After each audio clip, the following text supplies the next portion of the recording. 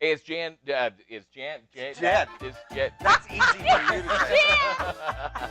Okay, let's Dude, start it's this just again. one bottle Yeah. between All four right. of us. Shut up. Oh wait, did we just do a whiskey review too? I think so. Oh, Yeah, you're blaming. we blaming. Arizona Stronghold from Tools Maynard James Keenan.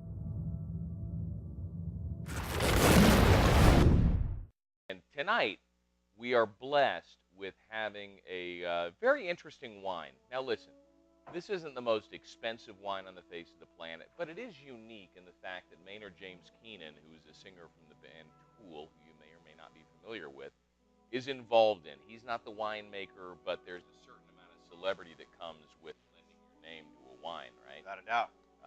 Andy, you want to tell us a little bit about this bottle here and what we're drinking? You're assuming that I read it, but so we have an Arizona Stronghold Dala from 2011. It's a Cabernet Sauvignon, and it's from Arizona. So I think what's interesting about this wine definitely is the fact that it's from Arizona. Yeah. And you don't think about Arizona as a wine-producing region. Probably not. But ultimately, you can grow grapes in multiple environments around the world, and so Maynard decided he wanted a winery in Arizona, and I know it's becoming popular. You guys have opened our eyes to maybe wineries that are in Texas, and so it's kind of neat to see the growth of wine in some place other than Napa, California. Believe this is a Cabernet grape that we're drinking. Yep. And it was given to us. I got to give a shout out to the guys in Digital Summer. Oh wait. The rock band Digital Summer, also based out of These Arizona. guys rock. I'm not even sure if they're still playing or still around. It's been in my wine cellar for a lot of years now, but I figured that tonight was the night we crack it open, and it's been we had it open up for about 20-30 minutes before we had those wonderful ribeyes. You can see the ribeye review, the secret to making the best ribeye on the planet right here. Check that out if you're into barbecuing and ribeyes, man. We've got we have the trick. A couple tricks. And so we had this wine with the ribeye, and it's been open for a bit now. Where the bottle is empty. This is the final 4 glasses. As it's opened up over the last hour and a half. Andy, why don't we start with you? Tell me some of your overviews on. Well, obviously, as it's opened up, it's mellowed a bit. You know, tannins have softened, and right. So let's just kind of take a sip and see how it goes.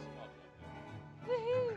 So, and we noticed when we opened this bottle, kind of, I want to say stone fruit, cherry, berry flavors, and realized that's I think pretty common in a Cabernet Sauvignon, right? Yeah. We want that kind of deep, dark berry. You want complexity. It's a little light to me when I look at the color of it. I would agree with you. Not on as that, inky Andy. and dark as a big Napa Cab, but we can't all be Napa Cabs. Yeah. Let's take a drink. It's still got some depth and some darkness to it, and on the nose, I'm getting much more of a floral than I would with a typical cab. Usually, when I'm having a Napa Cab, it's a dark oaky smell on the nose, and this has got much more of a floral bouquet to it, a fruity bouquet to it. Allison was just measuring the whiteness of these white shoes, but you can take a look at. How easy it is. Yeah. I'll tell you, in the first drink, in this review, because I don't of course need white shoes. we've had the other half of this bottle already, but I got kind of a licorice flavor to it. Okay. In the kind of the middle of that, and then it finishes fairly quickly. It's not a long drawn out finish with this wine. It's pretty quick to finish, but I got licorice. Yeah.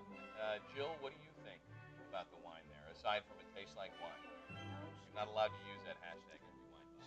That was the first review, and I have sworn that I will not Do that again. I will not do that again. I'm sure the winemaker appreciates I think that. you She had guys a are good stealing review my of lines. it. I think you called the cherry, or maybe you just called the cherry, and I called it from the first go around. I love the floral, floral accent. Really lends well to its nose. It's really floral. It's really wonderful. Okay. And on the palate, I mean, the initial taste. How I taste. So.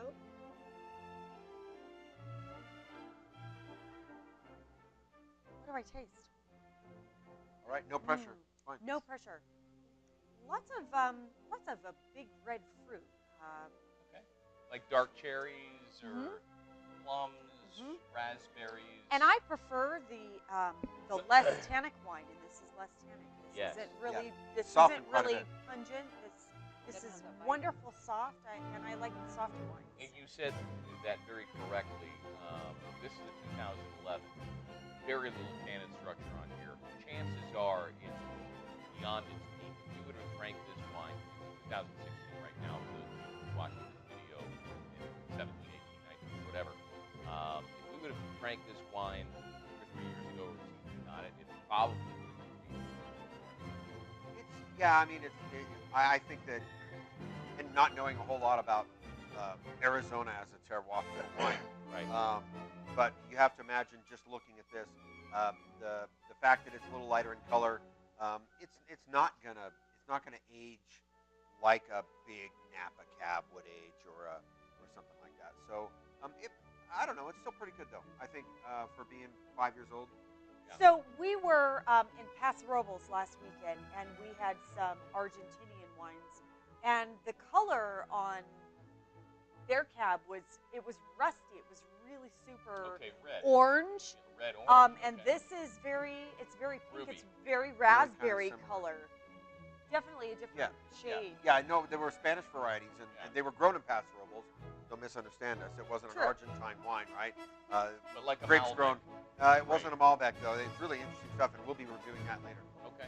Not very incredible soft. tannin structure, but if you like a fruity wine that's got a great bouquet and something would be a great wine to have at a party in the conversation, especially if you're a fan of the rock music. Cool. You got to check out this one right here, Maynard James Keenan. Nice work, man. And who's Yeah, the winemaker? nice Let's throw a work, shout out to the man. actual winemaker. Well, no, it's it's, Tom. Tim White. Tim White, dude. Yeah, he needs to borrow my I should probably borrow yours. Yours. That At says some Tim point. White, does it not?